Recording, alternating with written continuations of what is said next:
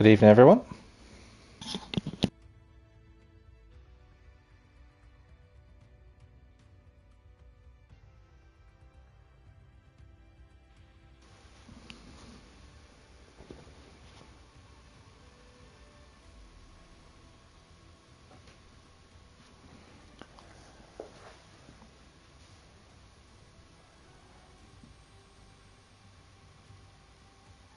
Good evening, everyone, and welcome to round 6 of the season here with Invictus Racing League, what is going to be a fantastic event around the classic and wonderful Belgium circuit of Spa-Francorchamps for the Realistic Performance League. I'm Jack TM53, your commentator for this season, and I'm so looking forward to watching the drivers back on circuit for the first time in 2 weeks. We had a week break last week. The week before that, we had a wonderful set of races at Imola over in Italy, and tonight we move from one classic circuit to Belgium. Built in 1925, it's gone under various iterations of circuit from when it was built almost 100 years ago now, back when it was a 15-kilometre circuit, down to 7 kilometres nowadays, but the drivers no less have an audacious challenge in front of them with very difficult corners, fearless ones such as Eau Rouge and Blanchimont, as well as going into maybe Stavelot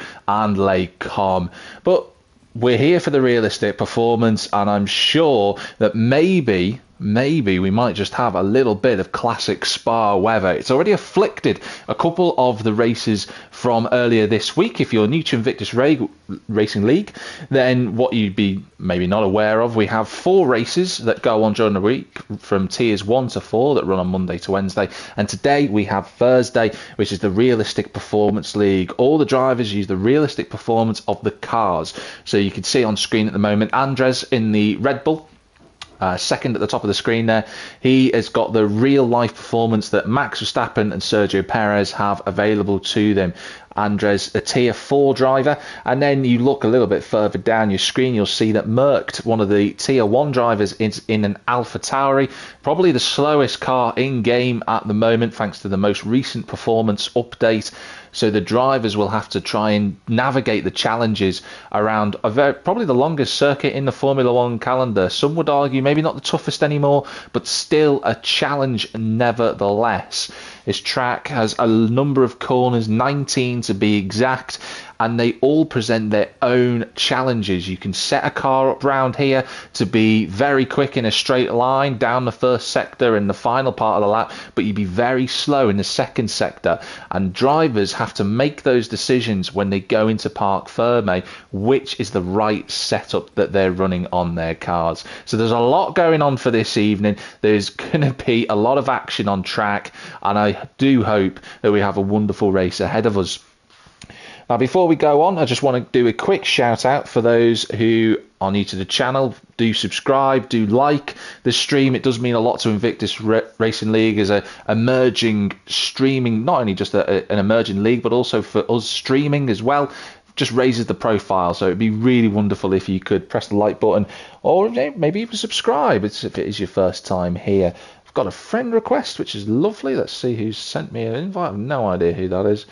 But in any case, I do also want to mention our wonderful partners with gridfinder.com. If you've never heard of them before, Gridfinder run a website, which you can just go to gridfinder.com on Google, whatever search browser you use, and you can go and participate in many other different leagues. Gridfinder gives you that accessibility to go maybe find some Gran Turismo leagues or Project Cars leagues for those that still run on the old classic hardware, maybe even some Assetto Corsa leagues if you're interested in that as well. So do check out Gridfinder. And also to shout out as well for Venturi Studio, who make the wonderful graphics that you see all over the website and Discord, the YouTube thumbnails as well. They're turning those dreams of yours that you might have into reality, creating those wonderful connections that you might not be able to have the opportunity to do so yourself. So if you've never heard of them before, definitely check them out.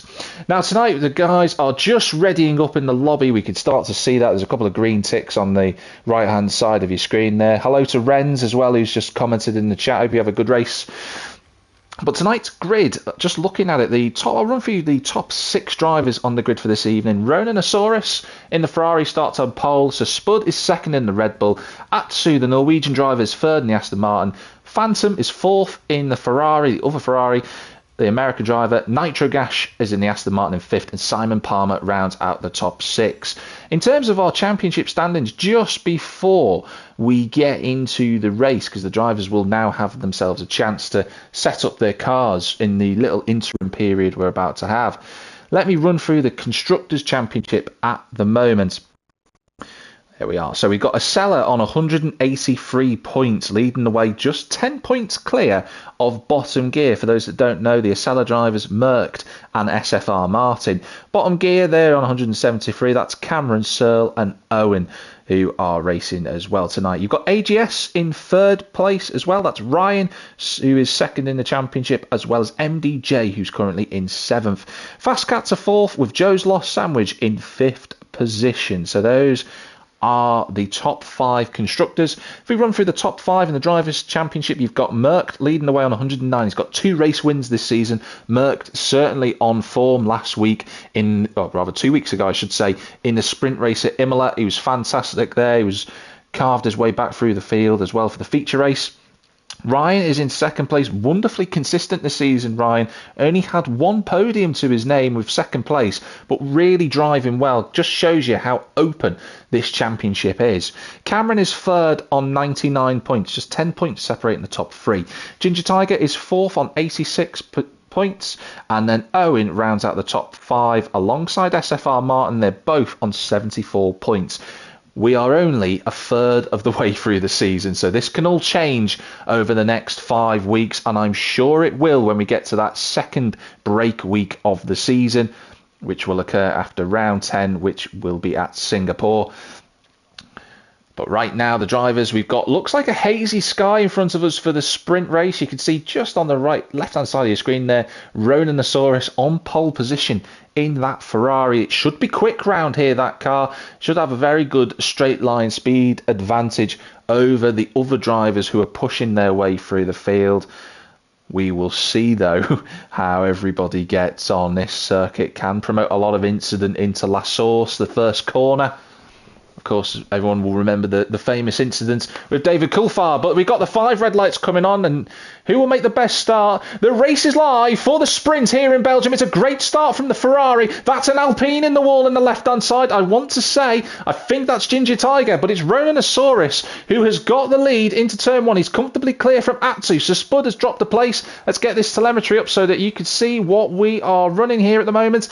But that is a great start for Ronan. He'll be chuffed with that. It's Atsu, and a big wobble from Atsu through Eau Rouge. Then it's Fanta, and that is Keza, and I think he's gone into the wall on the inside of Radion over the exit. There's a Red Bull with him. It's a Spud. They've clearly had contact. Ryan going up to 5th place in the Haas. He's got Cameron going around the outside. They have to give each other racing room. They're not teammates. Merckx hit the side of him, and Merckx, the championship leader, is round.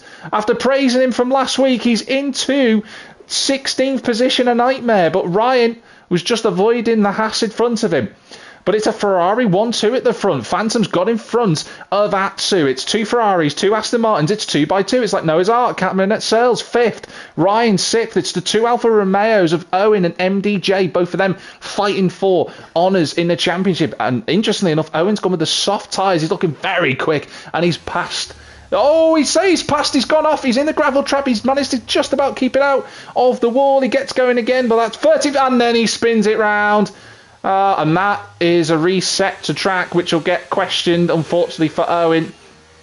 But he will carry on, but Ronan leads the way, looking for his first realistic performance race victory, but he's got Phantom charging after him. He's looking very quick in these opening stages. They've got 1.5 seconds to the Aston Martins. Nitro Gash looking to the inside of Atsu. These 2 tier 4 and tier 3 drivers typically.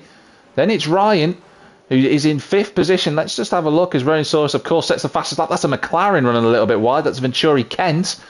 And he just had a bit of an issue out of the butt stop, and that's Ginger Tiger in the pits. I said there was an Alpine in the wall, and Atsu is riding the big sausage curb, and he drops down 2 places, make that 3 from 3rd to 6th in 1 corner. Hasn't really worked out what he would have wanted Atsu at the start of this race, but Nitro is up to 3rd.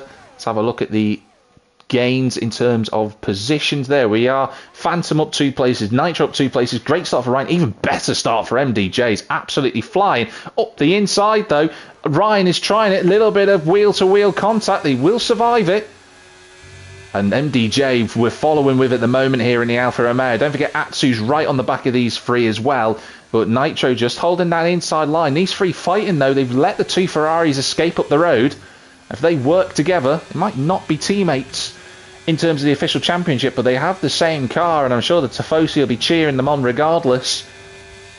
But this has been a very chaotic start. Look at the dropped positions on the left-hand side of the screen. So Spud down 16, Keza down 10, Ginger Tiger down 7, Mercked as well going off, and Lecom.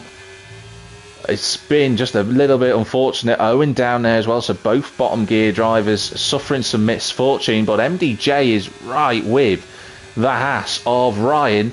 Atsu's just dropped back a little bit. He's under pressure actually, is Atsu, from Joe and SFR Martin behind. That's MDJ up to 4th. Straightforward enough. He's going to look now to go round the outside of Nitro Gash into the bus stop chicane. He's going to try and brake a little bit later. We ride on board with Ryan. He'll have the best view of this. Nitro just runs a little bit deep. Now, if Nitro is canny enough, he'll just slot in behind MDJ and get the DRS on the way back. But he fights it on the inside. The Tier 4 driver staking his claim against the battles around him. But he's going to be vulnerable now down the main straight here at Spa. A Camel straight, a very long 1.3 kilometre straight. Oh, big wiggle from Nitro Gash. He's going to be vulnerable here to both Ryan and MDJ. DRS now active at that line, but look at the straight line speed of Ryan. He's going to try and make it 3 wide down the main straight. He gets past Nitro, but not quite MDJ, and MDJ moves into 3rd place. That's Nitro there, just in 4th position, and SFR Martin has joined in the party as well. So the Williams making up 5 spots currently. Joe Hamster's had a fabulous start as well. The sprint winner from America a few weeks ago was Joe. He's in 7th place. There's Andres there in 8th. You've got Kent down a couple of spots, but he's past Atsu, who just seems to be free-falling at the moment. He's having a bit of a struggle. Then it's Venturi Scotty, his teammate just a spot in front of him. Of course, with Venturi Kent and Scotty being teammates, that's IRL in 12th, back this week in the Williams. Cameron's fighting with Merck. Oh, that looked a little bit messy from the pair of them. And Owen takes full advantage of Cameron going off the circuit there. That one might be questioned later on in the steward's room. The 2 Ferraris, though, up front, very, very close. Look at this. Phantom and Ronan, both of them going for their first race win in the sprint. And Phantom goes past Ronan, and I think Ronan playing the team game here. He's going to try and just use the DRS, which he'll have activated now. He's lost quite a bit of time to Phantom, though. Doesn't want to give too much up. Doesn't want to fall outside of the 1 second DRS activation zone.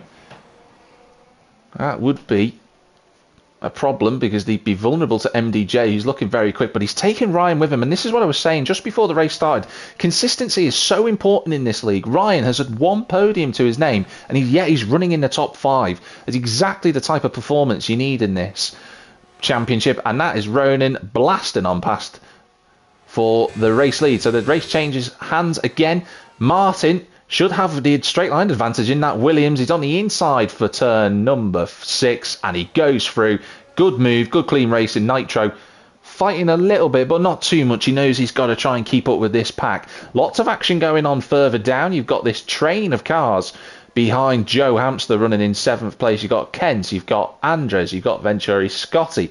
Atsu has fallen down another place, I think.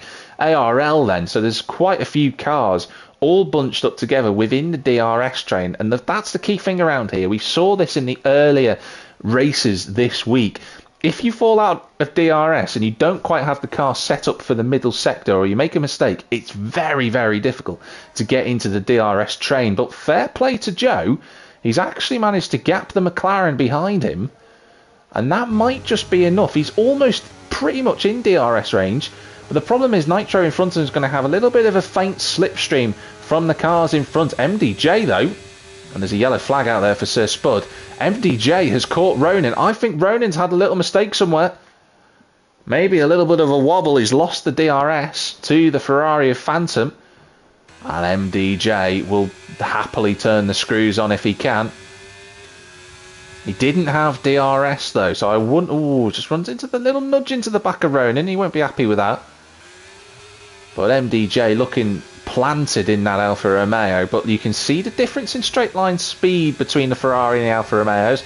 They might run the same engine, but now MDJ uses the ERS. He uses his battery effectively to the outside. DRS wide open, no problems at all for MDJ. He's up to second place. Ronan will do well to make sure he just sticks with him, because they could have a 5-car fight for the lead here, and Phantom will be a bit annoyed with whatever's gone on, because he has now lost that gap that he once had to MDJ when it was the two Ferraris earlier together. They've lost that gap now, and it's all come together. Ronan has lost DRS straight away, so I wonder if he's just struggling a little bit with that medium compound tyre. A little bit further back, just looking through the gaps at the moment. Andres in 9th place. Another tier 4 driver. Bit of a side-by-side with ARL and Merckx there.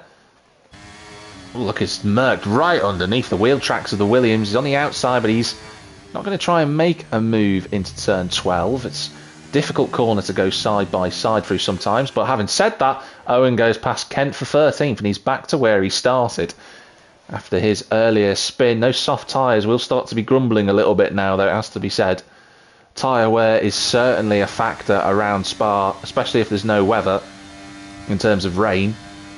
And the dry tyres do tend to suffer around here. These 4 drivers quite close together.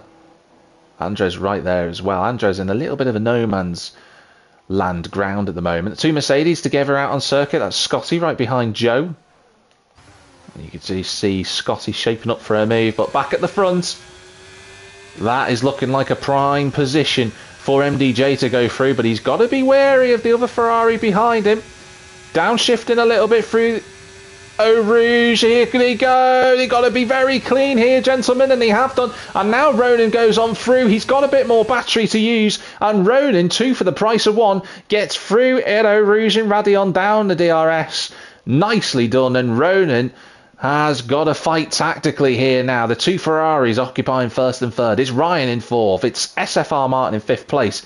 Although, having said that, that's a move for the inside from MDJ. That was brave. He takes the lead of the race on lap 6. 2 laps to go after this one. And Ronan's picked up a time penalty. How important could that end up being? How many places will Ronan lose as a result of that? The field is very closely bunched together. He's definitely going to fall off the podium as a result. And Phantom looks quick through the middle sector. He's being balked by Ronan currently, and he's trying his utmost to get past, but he just can't go through. Ronan runs over the curb again. He's going to pick up another warning. Ryan there as well. He's on for a podium currently. There's Martin. Nitro Gash has also fought his way back into this fight, so good recovery from the Aston Martin driver. Scotty's there as well. So the top 7 all within DRS of one another. As we go on to what will be the penultimate lap of the race. It's been great racing so far. And Phantom, the 2 Ferraris, have picked up a time penalty. And the Tifosi Despair, the 2 Ferraris, have picked up a time penalty, and Ryan and Martin and Scotty, as he goes past Nitro Gash into La Source, will be thinking, oh, that's Andres getting a huge slide out of turn 1. Just looking to see. I don't think he might be vulnerable here to Merckx. We'll keep an eye on the time gaps. Ryan, though, goes past Phantom. Oh, Ronan on the grass overtaking MDJ. Well, that's an unconventional overtake. It's not something you see very often. That's Martin on the inside of Phantom, and he squeezes the Ferrari out of the way. Just enough room to get the 2 cars through there. Martin is up to 4th place. Ooh, Ronan running deep. He knows, Ronan, that MDJ's got a lot more confidence through this sector. But at turn 9, this is impossible. I've never seen anyone try and make an overtake over here before, and MDJ's really trying, but Ronan would not give him an inch. And these 2 fighting, it's just going to promote Ryan an opportunity of a sniff of a victory here. That is Phantom. Phantom's gone round. Phantom is round. He's hit the curb. I think it's Puon, rather, I should say. I'm just looking at his car where he is. Yeah, he is, unfortunately. Oh, and that's a shame for Phantom. He was running so well. But he's out of the top 10, sadly. And he'll just have to dust himself down and go again for the feature race, which will happen in a few minutes' time. But MDJ wants to get on with this. He wants to get past Ronan, but will he play this tactically? He's got to be wary now. Ryan certainly is. He's just backed off a little bit into the La Source for what? Oh, wow! Martin, did he get a touch, I wonder, from Jerry Scotty? There's all sorts of carnage going on this final lap. But Ronan, no doubt about it, leads across the line. You've got MDJ on the inside. He's going to brake and stay on the inside if he can. He doesn't want to get DRS, lose DRS. He doesn't want to lead over that line. Ronan now dumps all of the battery system that he's got available to him. MDJ's right behind. Ryan's there. Nitro Gas is up to 4th, so there's been some carnage whilst we've been watching the front three. And MDJ should have DRS wide open down the Kemmel Straight. He's going to be on the inside. On the way to Les Combes, he should be able to brake later, and he does. It's a race-leading move for the Alfa Romeo. Ronan's there in second. Ryan also in third. MDJ's got to drop the hammer now and get on with this. Joe Hamster's moved himself into 4th. Martin's out of the race. There's been contact with Martin. He's in the wall. He was fighting for 4th place. We saw him appear out of nowhere, and he's out. It's so unfortunate. There's been so much action in these last 2-3 laps. It's almost been improbable to try and keep up with all the content that's on screen. But Joe is in 4th. Nitro and Scotty right together. In fact, Nitro, I think, just a little bit of a phasing issue there, which is a bit of a strange coincidence. You don't see it often. Merckx recovered up to 7th place. Andres, despite his big wobble at turn 1, is in 8th place. But this is the race leader. We are on the final lap. MDJ is on his way to another victory this evening. Scotty, though, is looking for 5th place. He's going to be on the inside at Blanchimont. Who dares to brake? Like, wow, okay. They did that instead. That's something interesting that's just happened. Oh, and it's all gone wrong for Scotty. He goes well off the circuit. I'm going to cut forward. It's MDJ who wins. Look at the chaos behind, though. 3 cars all together. It's going to be a mess over the line, and that's exactly what it was. Well, Ronan ended up in 7th thanks to his time penalty. What on earth was going on with Nitro and Scotty over the line? That will be queried by the stewards. There seemed to be some weird connection issue between the two.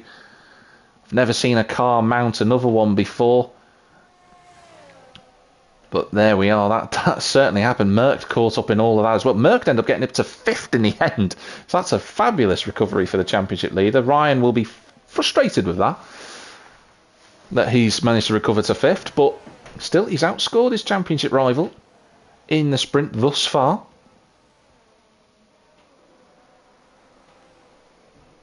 You can see that Stephen's saying in the comments there that it's not a phasing issue, it's to do with the ghosting of the cars.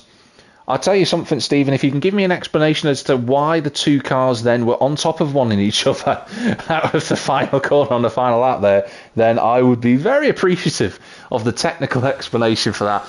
But MDJ won't have known about any of that that's gone on. The man in the Alfa Romeo has taken a race victory. Well deserved from him. He'll be very delighted with that, I'm sure.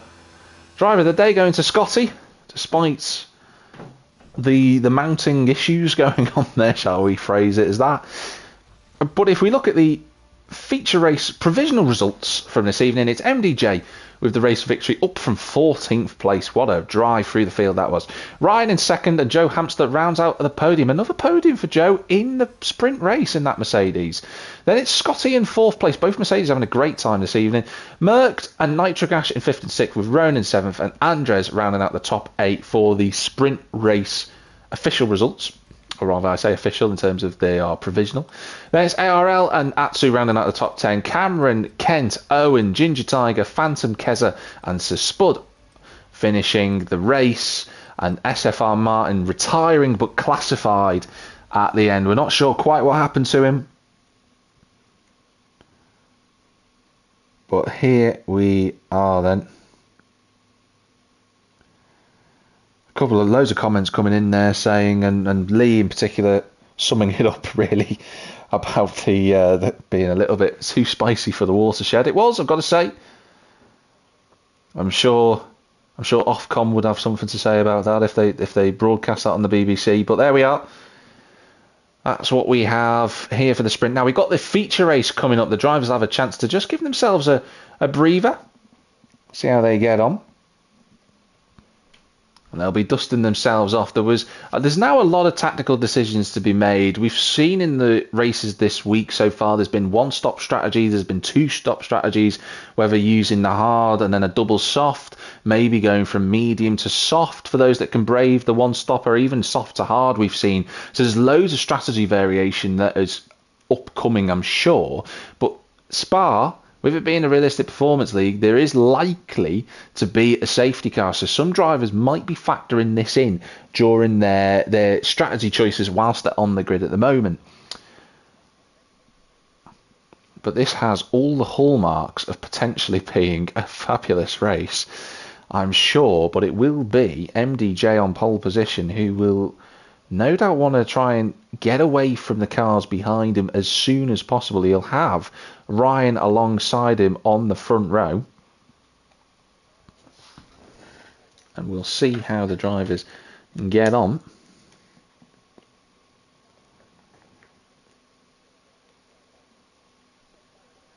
If you are just watching though, you are joining in live to the Invictus Racing League, the Realistic Performance League, here for round 6 of the season. We've just seen a brilliant sprint race. MDJ taking the victory after a good battle with the two Ferraris of Phantom and Ronanosaurus. You also had Ryan finishing in second place, and as well as that, Joe coming up from near the back of the grid in the Mercedes in third for the sprint race.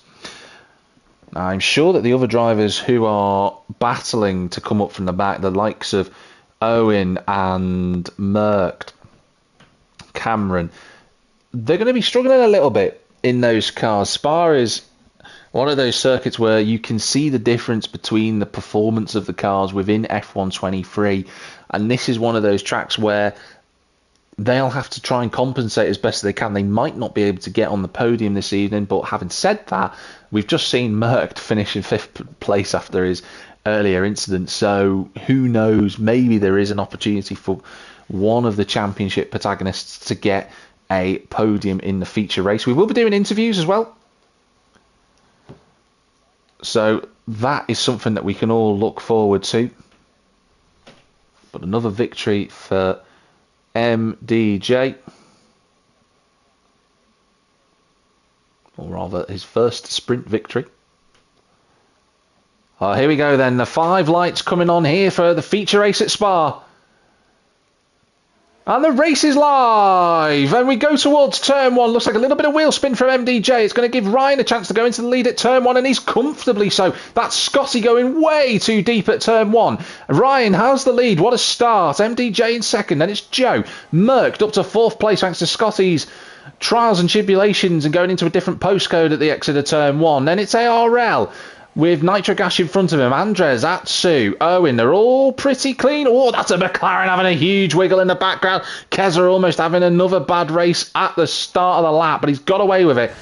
That's Ginger Tiger. There's a huge fight going on here into Lake Com. Atsu, oh, that's Owen having a wiggle over the curb. He might have to slow down a bit more than that. And that is a car spun round. I think it's Atsu in the background. Let's have a look. Well, he's just fighting side by side with Sir Spud. Oh, and they're both in the wall, and Sir Spud's out.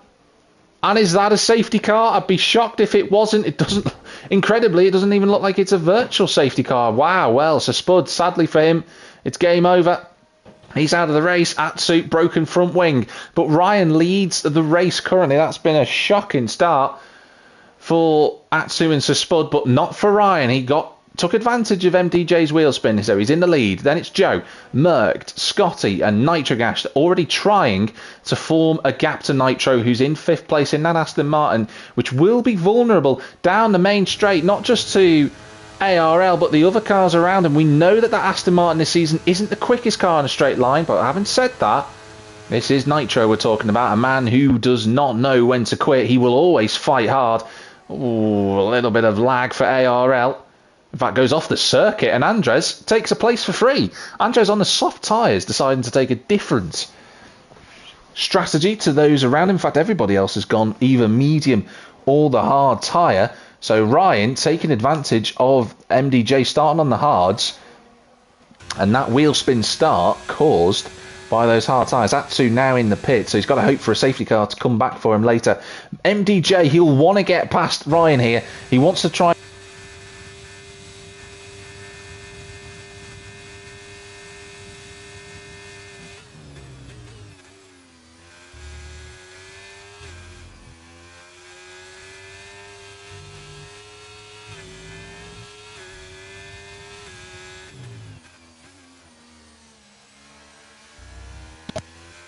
A little bit of a technical difficulty there, but we're back on up and running again. So it's still Ryan leading the way. MDJ having a little look. Joe Hamster running a touch wide. He's got Merckx right with him. Merckx showing just incredible form in this AlphaTauri, it has to be said.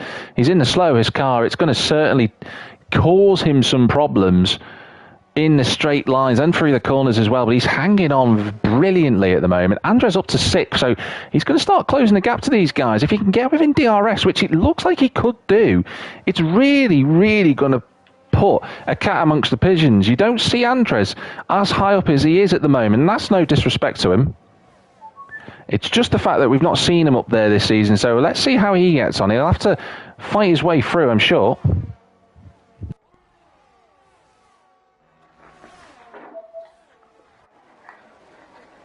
Hopefully you can hear me quite clearly. I'm just switching between microphones at the moment. Yeah, that's good. Okay, so Andres, now fastest lap of the race. You've got the two Mercedes line astern at the present moment. You've got Joe with Scotty behind, but Merckx, wow, putting in some performance. I know we've waxed lyrical a few times about Merckx this season, but to do what he's doing in the AlphaTauri just shows you why he competes in Tier 1. It's just why he's so quick. But MDJ has DRS because it's activated now on the 3rd lap of the race.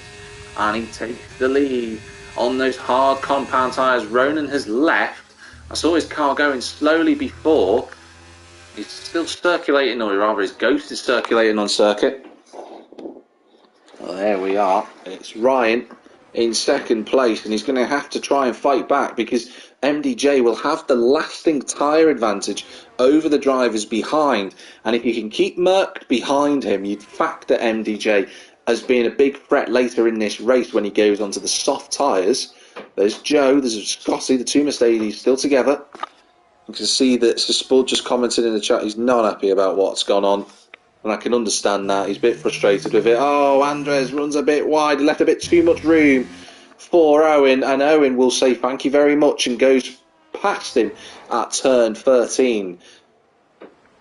Well, lots of action. That's Cameron and Phantom fighting. That's an unusual place to be having a side-by-side through turn 15. That is brave. But Phantom and Cameron, they're giving absolutely minuscule amounts of room as they go around the left-hander before Blanchimont. And Cameron sits his Haas in front.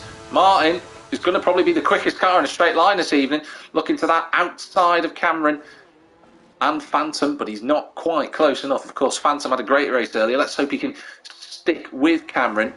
It's a good car to be following, to keep up with during this evening. Back at the front, look at these gaps, all of these fights going on. This is very, very close between Nitro. Nitro just backs out of it a little bit. Sensible thing to do. Ryan, no. That gap becomes nothing. That's the second driver going to the grass to take to the inside. And Ryan takes the lead of the race. Merckx, is he close enough? No, is the answer very firmly to that. But they've got a gap to Joe. There's a couple of drivers just picking up time penalties there. Nitro up to 7th. Andres in 8th place. We saw a couple of changes there in the time and tower. That's Phantom and Cameron again fighting hard, and that was Keza going nowhere. I decided to go baritone for a moment there, but Keza, it was just a bit of lag by the looks of it, didn't go flying off into the grass. Andres picking up. We just saw Andres just running wide. He's trying his utmost to keep up with everybody, but I think those soft tyres, maybe he's starting to struggle. It has been very fast paced these opening 4 laps. Joe back into DRS range again. These 5 can work together here. They've got a nice little buffer to Owen and the rest of the gang behind. So they can work here. They might just have an opportunity to fight amongst themselves, not have to worry about pit strategy or anything like that. But we will see. Owen isn't involved in the championship race for no reason. Don't forget Owen winning earlier this season in Monza. He's got a race victory to his name. Certainly possible that he can get another one this evening, but he's got to fight this train of cars. But MDJ, that's a big slide out of the final corner. And his other AlphaTauri tonight teammate of Owen was also having the same incident in the background. ARL in the pits. That's Merckx getting into the side of MDJ, and that's the two Mercedes swapping places. Scotty's had a good launch off the corner. He's going to be right with Merckx coming up towards Eau Rouge and Radion. Just needs to get his line right through here, but he doesn't quite get it the way that he should have done. Joe's going to try and swerve to the inside line. Both will have DRS on Merckx. They both should be quicker, and they're going to try and make it 3 wide down the Kemmel straight. The two Mercedes and the AlphaTauri. It's going to be the last of the late breakers, and that is Scotty and Merckx making contact with him. Just about survive together, and Scotty goes into the lead. There is a car, an Alpine. It's Ginger Tiger, and that is a bit of drama. He's 4th in the championship, Ginger, down in 14th, and he's gone off. I would presume he has gone off because of something that's happened down the main straight. You saw how close it was between the drivers, and he's gone off. Has he broken a front wing? I can't quite tell if there's any damage. As he breaks his corner, there isn't. From our cameras that we've got here presently.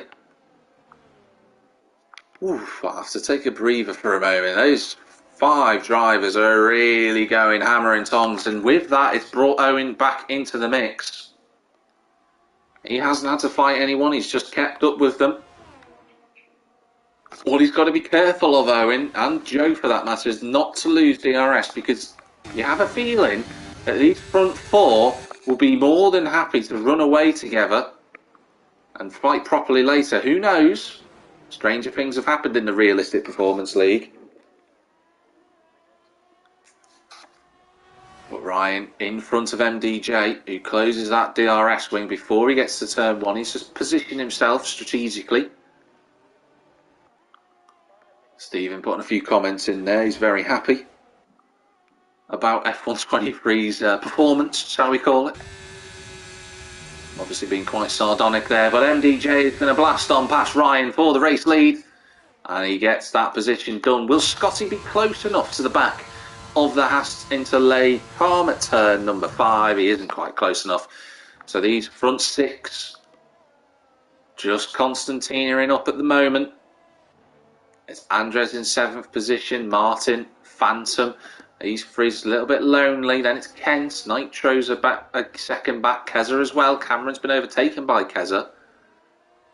So Cameron's medium tyres still working positively for him at the moment. Then it's Ginger Tiger after his, well, unknown incident. He won't be pleased about it because he was facing the wrong way down the Kemmel straight. We'll have to find out what happened. No damage though. He's carried on. So hopefully nothing too major on that car. Who is that that's gone round? It's Owen. Owen's had a spin. I think he's looped it. Martin wants to try and go through. Owen's got to be careful with those tyres heated up.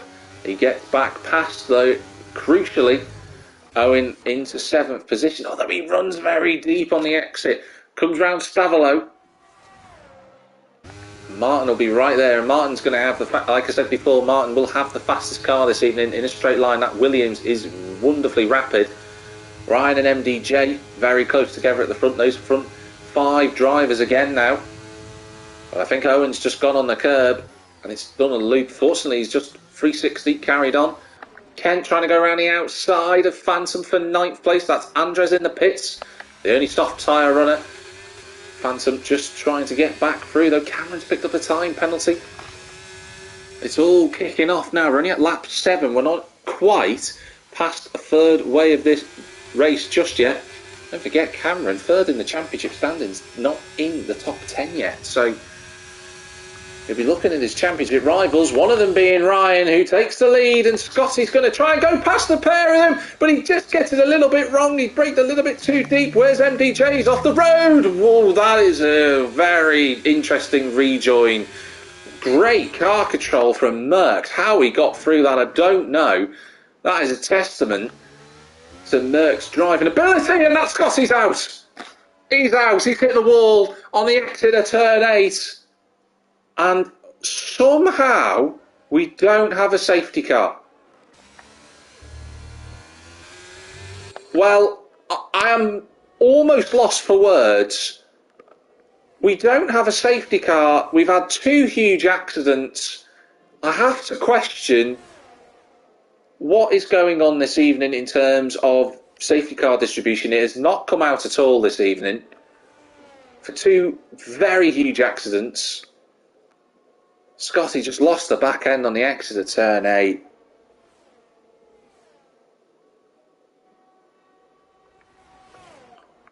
Well, we carry on. Ryan and Merckx, they'll be happy with the fact that one of their main rivals for the race this evening is now out. It's given them a second gap as well to MDJ, so he's going to have to get his boots shuffled and polished and back up to speed again. There's Joe in 4th, Martin there in 5th place. He's got the other Alfa Romeo of Owen behind him in 6th. It's brought Phantom into the top 7, both McLarens in the top 10, and Cameron now finally gets himself into the top 10. But that's a dive up the inside from Venturi Kent. That was late and nice and clean. Phantom, though, will want to look at the 2 of them. Look at this, they're both slowing down and trying to get DRS from one another. Merck takes the lead. I'm just watching these, so I'm just curious enough to see who has got DRS here as we come down the Kemmel Straight. It was Venturi Kent, and he should be able to breeze on by. But Merck taking the lead is problematic. Ryan is going to have to work himself fruitfully now to keep up with that AlphaTauri. Once Merckx gets in the lead, it's very, very difficult to overhaul him. And look at the gap, he's pulling the gap already. Now, who's got the fastest car in the middle sector? We'll see whether these gaps close up. It'll give you a little bit of an idea as to who is running a setup bias towards straight line speed or towards Sector 2 cornering speed. A couple of more drivers picking up time penalties, but Ryan's out of DRS. And they're both using the battery to try and pull away from, well, in Merck's case, pull away from the other one. Ryan trying to close the gap. Stephen saying his comments are quite mild. I would agree with that, Stephen, to be fair. I'm sure you would be a lot more frustrated, is the politically correct word, shall we call it, in terms of the game's performance, especially this evening. But Ryan, fair play, the Haas has got himself back into DRS range. And he's going to have to use MDJ. These 2 are going to have to work together, Ryan and MDJ, if they want to close this gap down. You feel that MDJ has the pace on the hard tyres to just about keep up. Or is Ryan going to have DRS? He's pushing that battery button as hard as he can. I don't think he got it. I think it said 1 second. Let's just watch this rear wing. Does it open? It doesn't. And Merck will be feeling chuffed with himself. MDJ did have it though. Further back in the fight for 5th place, Owen is going to be right underneath the cracking rear wing of the Williams. Straight to the inside, a little bit of battery usage to go past the Williams, and into 5th place he goes. Keza and Phantom, another fight between the 2 McLarens, but this time it's Keza overtaking Phantom. Keza's made some steady progress this evening, has to be noted. Let's have a look at the, so I can get the right position change. Yeah, Keza up 8 places. He's had a good race so far. Estefan Martin up 12 places, so even better for him from the back of the grid. I'm sure Martin will be chuffed with his drive so far. But now we get into this phase here, ladies and gentlemen, of the race where you can see everybody out on circuit. The tyres will start to be coming into their own. Those that are using the hard tyres, they will have the best, in theory, the best amount of race performance. The medium tyres will be able to match them at this moment in time. We know that the medium tyres can last anywhere from lap 10 through to maybe as far as lap 15. The hards can last up to 15, maybe even a little bit more. The 2 McLarens swap places on track for 7th and 8th. So we will start to see the hard tyre, maybe a couple of the hard tyre runners starting to close these gaps down. Whether Martin and Keza can make any impression on the cars in front of them, certainly on Owen, because he's going into the pits. That's an early stop from the Alfa Romeo. Now, will he go to the hard tyre? We'll see. It'll pop up on the graphic in a moment. You keep an eye on that timing tower on the left-hand side. And where will Owen come out as well? That's an important question. Maybe he'll come out behind Ginger Tiger for 13th. Now, MDJ in the Alfa Romeo, closing that gap. Ryan trying to weave a little bit, break the slipstream. But MDJ can't quite get past him, so he slots in behind. Owen on the hard tyres and right behind Ginger Tiger, a couple of seconds in fact. So that's worked out. He's got a little bit of space to play with, has Owen, to get those hard tyres up to temperature and try and run those till the end of the race. The two McLarens are still together on track. Ginger Tiger there in 12th place, recovering from his earlier incident. I'll have to get Ginger Tiger's word about that. Ooh, again, a little bit of lag this evening from a couple of drivers. Andres in 11th. Don't forget, Andres pitted on lap 7. He's on that medium compound tyre now. He's going to, I imagine, he's either going to do 2 stop with a medium and then a soft run at the end, or he's going to be brave and try and run the medium tyres 15 laps to the end of the race, which would be impressive, but he's in the right car to do it. Let's see if he can pull that off. Moving further forward, MDJ. Look how close this is for the fight for second place. MDJ underneath the rear wing of Ryan, but Ryan has the advantage into the bus stop chicane. And Ryan goes into the pit, so Ryan is responding to the pit stop from Owen. So Ryan clearly deciding hard tyres is the right way to go for the end of this race. But that is MDJ up to second place. Now let's keep an eye on that time gap. We're currently on lap 11. It's 3.1 between the two drivers. Let's see if that makes any difference over the next lap or two, whether they can make any inroads on the race leader. Ryan just coming out of the pits now. Where's he going to come out? He's going to come out behind ARL, but if he's timed this right, which I believe he has, he should be able to get DRS and go straight back past the Williams. That's Ryan on board with the Haas driver. DRS wide open. Let's see that rear wing flap go open, which it does. Straight line speed. He should be able to go up, but ARL's going defensive. He doesn't want to give up this place too easily. Round the outside goes Ryan and into 6th place. ARL putting up a defence, which is good to see, but Ryan was cleanly flipped through and ARL knew better than to fight someone who was already past him. I think there's Phantom and Venturi Kent who've just come out of the pits. Those two coming down the main straight side by side into the corner, and Phantom goes up to 12th. Venturi Kent having a little bit of a moment on the exit there, but he gets away with it into 13th. Every time I've cut to the McLarens, they've been fighting a Ferrari this evening. Has typically been Phantom as well. The other Ferrari of Ronin, unfortunately disconnected earlier, and he's running down in 16th place. It's just not working for him in the Realistic Performance League this season for Ronin. He leads the Tier 4 Championship though, does Ronin at the moment. He's had a wonderful set of races, but just not translating that same form here tonight, especially on a Thursday. Here comes the slipstream and a little bit of battery from Owen into 10th place.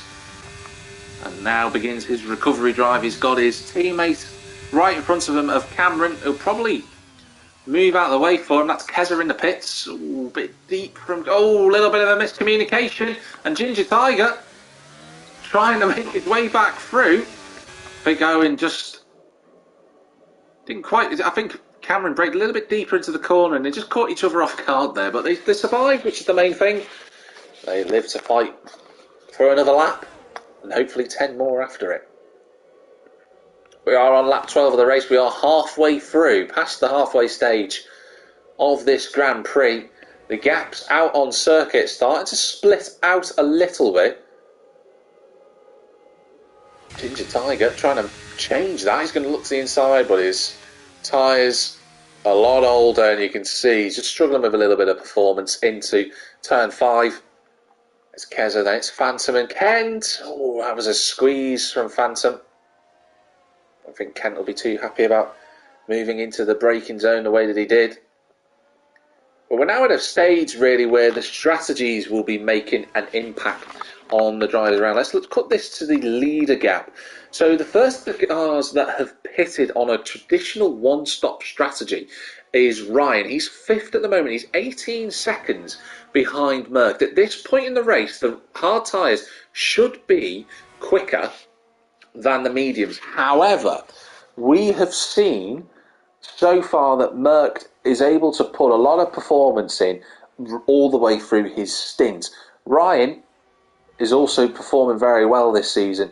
He's got to try and keep that gap down, keep bringing it down. But the problem is when Merck pits, no doubt Merck will go for the soft compound tyre, which means he'll have 2 compound, softer tyres than Ryan right now, and that's a huge amount of time gained around Spa. You're looking at 2 seconds a lap, so it's going to be very difficult as Owen sets the fastest lap of the race on a 1:46.593.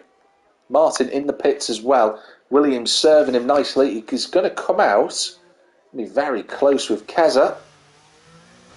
Actually, it's not going to be as close as I thought in the end, but he's in front of Keza, which is vital for his race.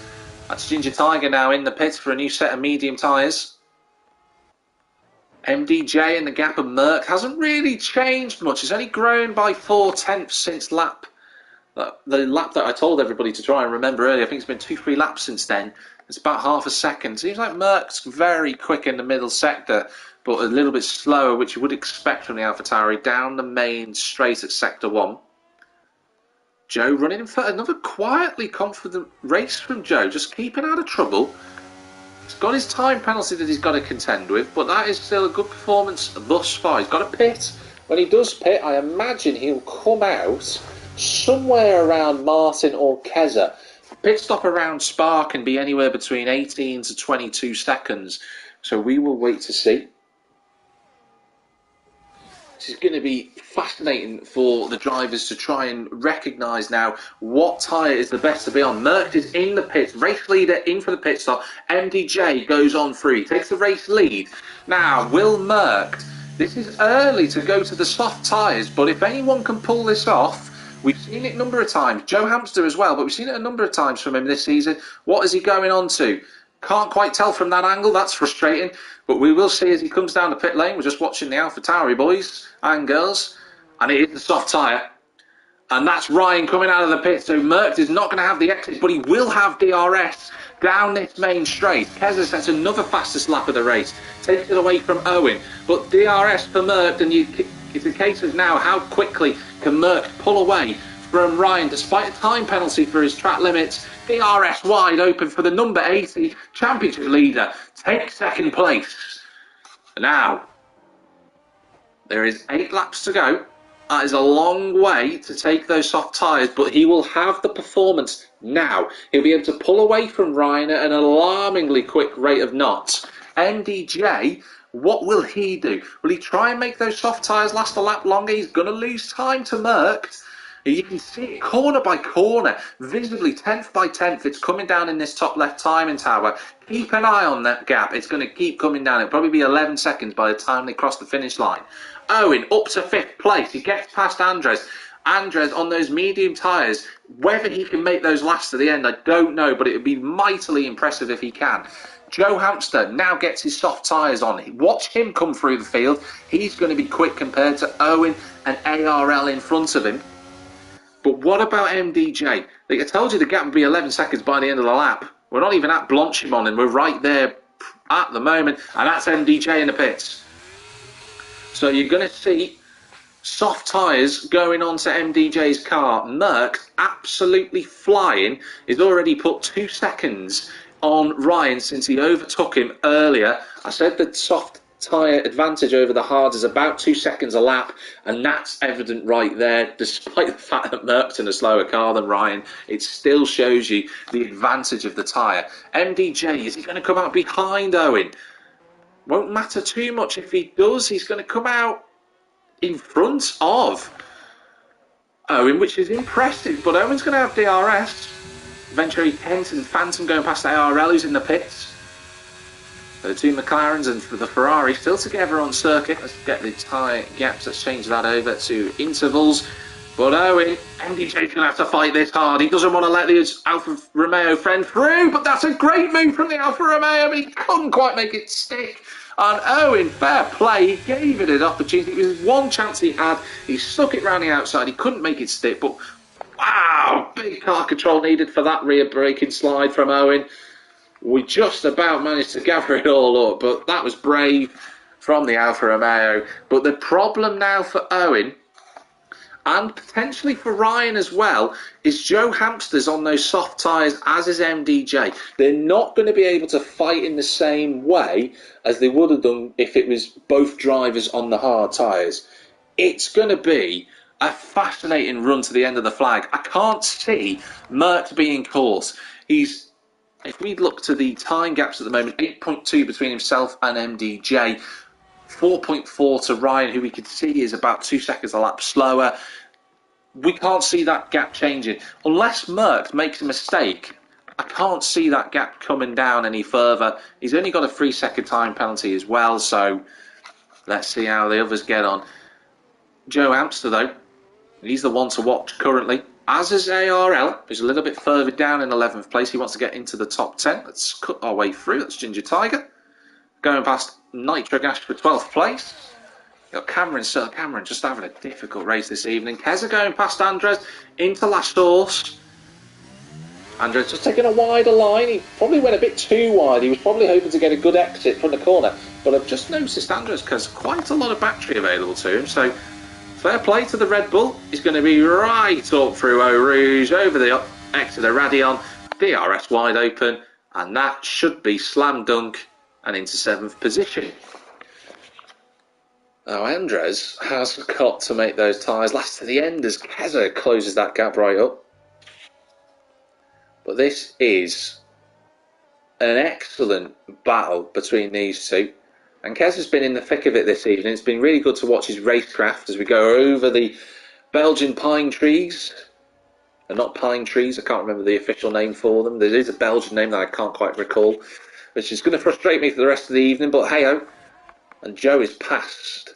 Oh, I didn't see that. I do apologise, I didn't catch action. We were watching Keza and Andres on circuit, but Joe is up to 4th.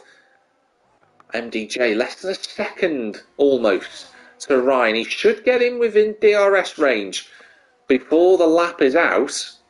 Let's just have a look at their little battery situation. I've got to say, Ryan's still got a bit more. Ryan showing some tactical nous this evening. He's on for another podium. As it stands, Joe's going to have to really work hard, not only to get past, but then pull 3 seconds away from Ryan on those hard tyres. Joe on the softs, of course.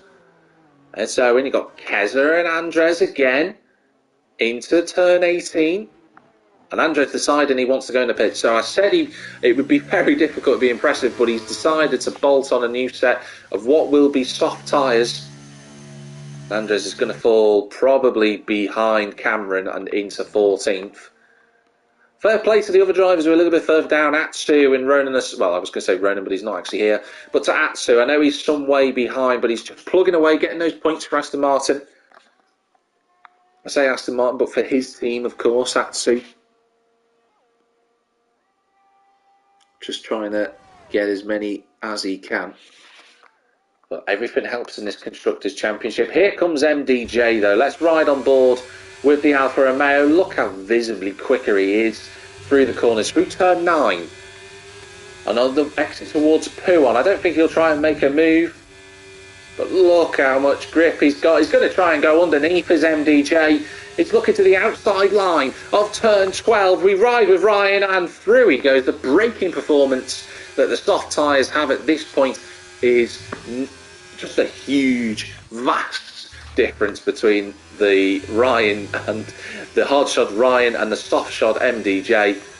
And you can see, look at the gap's almost a second already.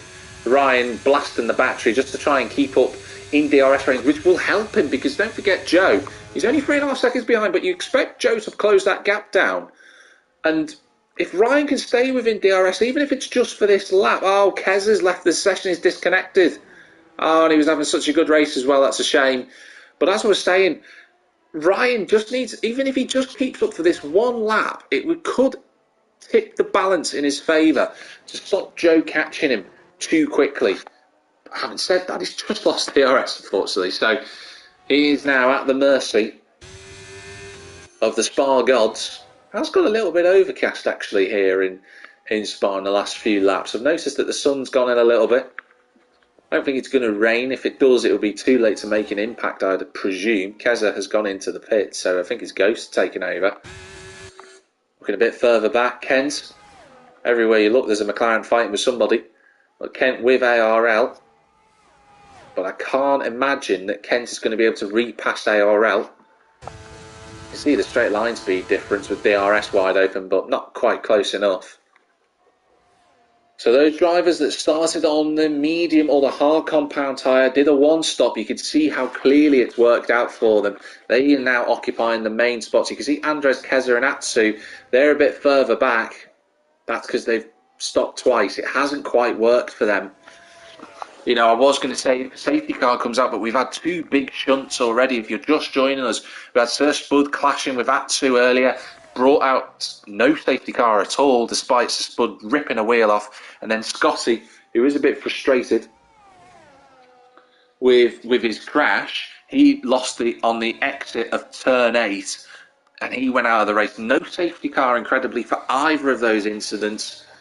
Alas, they're just going to have to dust themselves down and be ready for next week. Oh, what is that that's gone on there? I think Andres has just run into the back of Cameron. And do you know, credit where it's due for Andres, I have to say, he knew he made a mistake there. He knew he went into the back of Cameron, but he stopped. He waited for him, let Cameron repass. Good sportsmanship from the Red Bull driver. That's what you want to see. That's what you want to see from the drivers in Invictus Racing League. If you make a mistake, own up to it straight away. Let the other car through. That was really well done from Andres. Cameron won't be happy about it regardless, because he's the one who's been impacted. It's been a really tough evening for Cameron. It's just not gelled with the Haas for whatever reason. But expect him to fight back. He's not third in the championship for nothing, is Cameron. He's shown great race performance.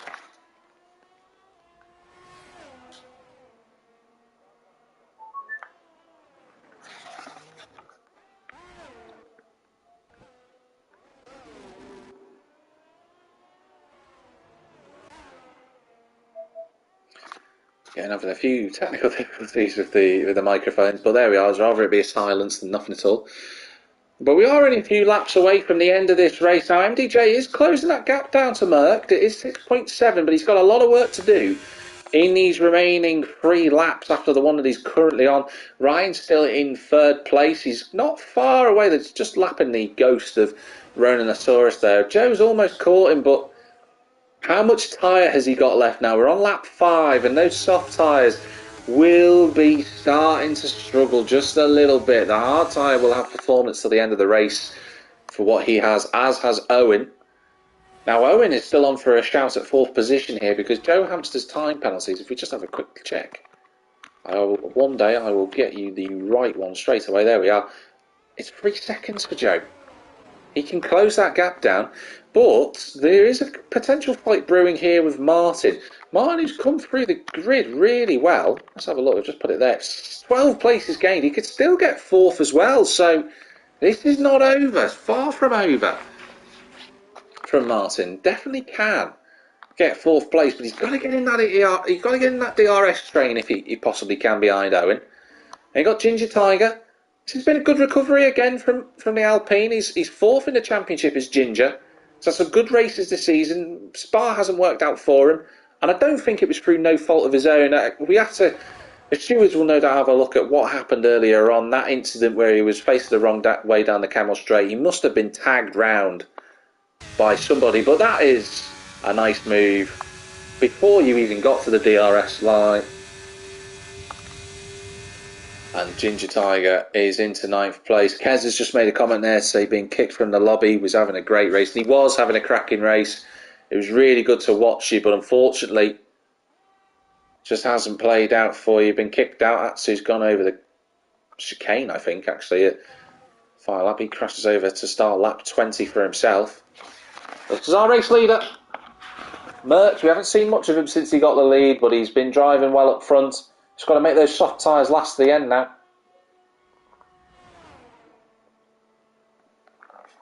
You've got MDJ there in 2nd position. Ryan on for a podium. Joe Hamster still catching him. Almost within DRS's Joe, but it might be a stretch too far now. But never say never. Martin just can't quite get within DRS of Owen yet. He needs to just, if he's got any battery left, it's debatable whether he has or not. Both of them have different battery situations there. There's ARL's kind of running in a lonely 7th place, but it's been a good drive from both Williamses for that matter. And it's Kent, it's Ginger Tiger, it's Phantom rounding out the top 10. Nitro's quietly gone about his business since he pitted early. He's going to get 11th place. All the drivers behind him, they all have time penalties, including Kez's Ghost, which is catching Cameron down the main straight there.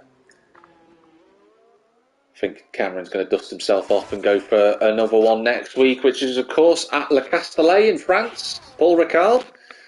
Wonderful circuit, great to race around. Has produced mixed action, shall we call it, in real life in F1. But certainly one of the safest tracks in all of Grand Prix racing, regardless of what discipline you're in. Huge runoff areas that they can use. But Merck leads. It's Ryan and Joe, the closest fight on circuit at the moment. Joe now within that DRS range, but we're on the penultimate lap, and you fear he won't have enough time to pull away from Ryan if he does get past. He's giving it absolutely everything as Joe at the moment. Really pushing hard.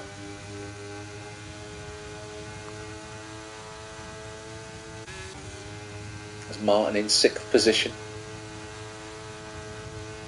He can't get into DRS range, unfortunately, so he might have to just settle for 6th. But Joe's got to be careful now that he's caught to the back of Ryan. He doesn't want to lose time fighting him, because Owen will snatch that position off him. It's 3 seconds, don't forget the time penalty, and Owen's right on the cusp of it. Joe needs to get past Ryan as soon as he can if possible, but that's a good exit from the Haas. Really well done. The final lap of the race. Closest fight on circuit for the podium position. Oh, Joe just gets his line a little bit wrong, and he comes up the top of Radion. He's going to use all of the battery that he's got left, as is Ryan for that matter. He's closing that gap down. He's going to be on the inside line into Lake Com. He takes 3rd, but he goes deep at the corner, and Ryan's going to fight his way back round. Little bit of wiggle in between the two, and Joe takes it though, just about gets back into 3rd place. But look who's lurking. Less than 3 seconds behind us, Owen. That little fight might just have given not only Ryan the podium, but Owen 4th place. Martin I think those medium tyres have just gone over the other side now. They'll still be fine, but the performance will have gone, I think, compared to the hard tyres at this point. Everybody else, apart from Andres, who's got past Cameron, he's not too far away from Nitric Ash as well. But I am going to cut forward because Merck has been absolutely brilliant this evening. He might have a little blot on his copybook with his track limits extension, but he won't care about that. He's far, far clear from everybody else. It's a race victory then for Merck here in the Realistic Performance League. Another win for the AlphaTauri driver. It's going to be MDJ crossing the line in 2nd. And then we have Ryan trying to go up the inside. He wants that position on circuit. He's trying to get the exit there side by side. This is going to be it to the line. Ryan's going to get it on the line. He takes 3rd. What a great scrap that was in the end. Owen 4th and Joe taking 5th. Only just from SFR Martin. There was only 3 attempts in it in the end. ARL 7th. Kent in 8th position. There's Ginger Tiger and Phantom rounding out the top 10, although Phantom has run out of fuel, I think, as he crosses the line there. I think he ran out of fuel right at the end. Was Nitro close enough to get a gap on him? He was! Nitro takes 10th place. There's a yellow flag out there. That's Andres, who's just stopped and let Cameron through. Well, I was talking about sportsmanship, and that is top work from Andres. He didn't have to do that. He didn't have to give the place back. He'd already done that, but well done to Andres. That was a very nice bit of race sportsmanship, we all call it. But it's another race victory for Merck. Unfortunately, Merck is on PC, so I won't be able to have a chat with him, but I can talk with MDJ, and for the first time in quite a while, I should be able to talk with Ryan as well. Actually, I can't speak with Ryan because he's on Xbox. I've just realised. So I will have a chat with MDJ in the interview area. But the AlphaTauri fans and staff going wild there. Technically, AlphaTauri's 3rd ever victory. If you want to replace the real world with this, if you wanted to. But just to confirm, these are the provisional results at the end of the race. It's Merckx taking another race victory. MDJ second with Ryan round out the podium in third place. Owen fourth, Joe Hamster with the time penalty dropping to fifth, but fastest lap of the race. He gets the point for that as well. SFR Martin sixth, ARL seventh, Kent eighth, Ginger Tiger ninth, Nitro Gash in 10th position, Phantom, Andres, Cameron, Keza, Atsu, Ronan, well, rather, I should say, all the way to Atsu will score points. Ronan sadly disconnected, and we had retirements from Scotty and Sir Spud.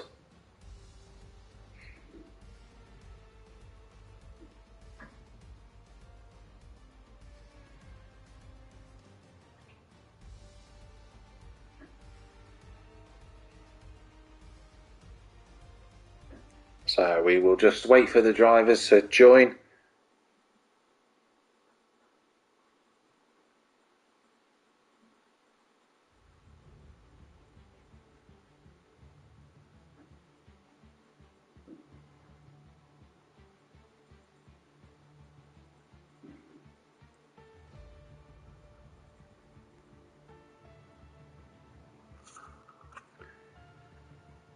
So let's just wait for not only our second place finisher, MDJ, but don't forget you won the sprint as well. So it's been a really good evening for MDJ. He's had a fantastic performance.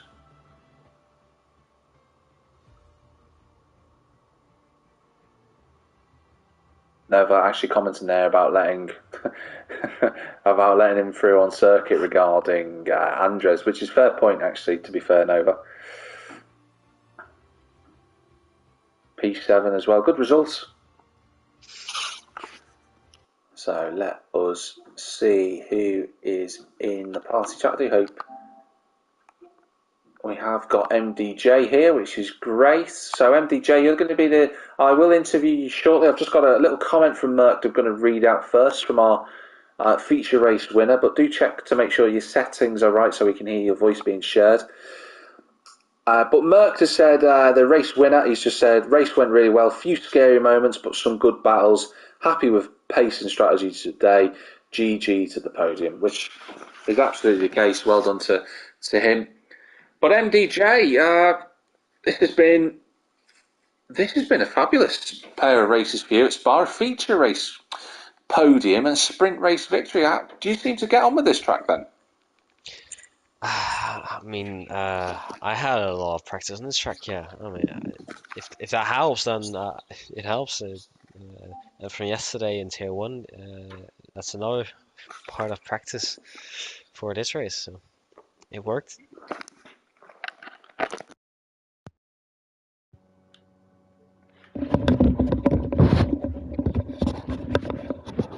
Just having a few issues with my headset today. But how was the racing for you in this session, MDJ? You know, for the feature race, did you find you were raced hard, or did you think it was all fair and love and war? I mean, I think it was all just fair. Outside of the rejoin of mine it was pretty dangerous. It will probably get looked at, but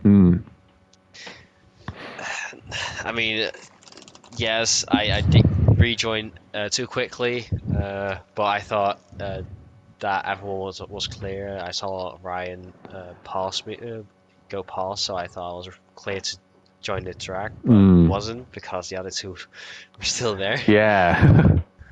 So yeah, that was my mistake. But then the rest of the race was nice battles and clean, mostly clean. Yeah, Merck showed some cat-like reactions to avoid you coming on circuit. I mean, Merck ended up winning the race, so maybe there won't be any grief regarding it.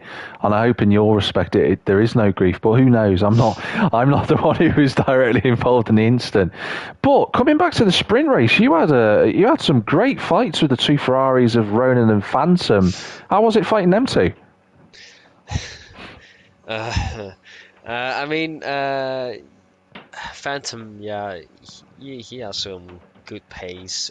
Just too bad that he hadn't the top speed to keep up with everyone.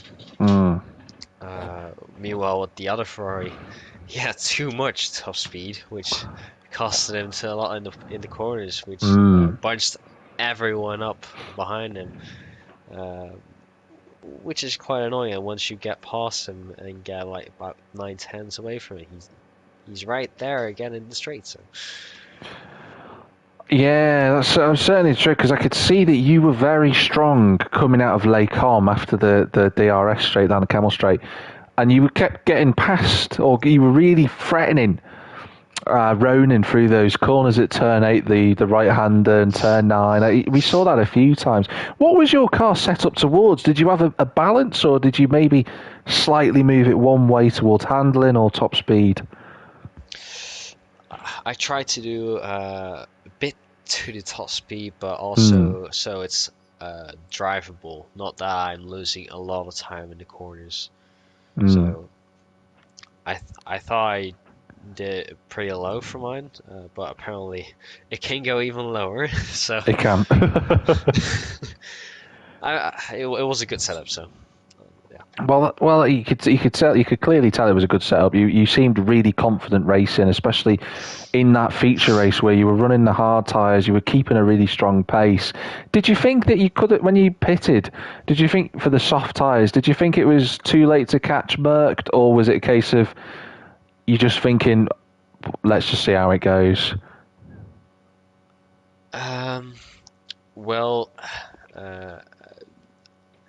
After I pitted, when I saw the gap, I did thought that I made a mistake by staying out a lap longer. But I don't know.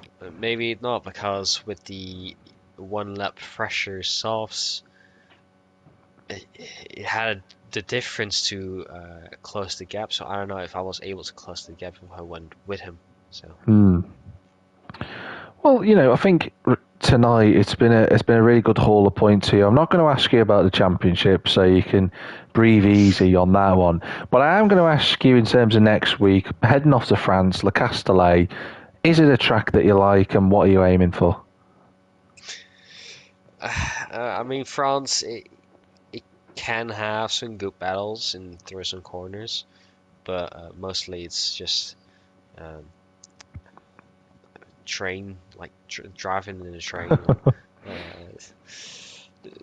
not overtaking the top guy, but saving all the ERS until the last lap. So I expect to be somewhere around the top 5, depending on what car I am. So.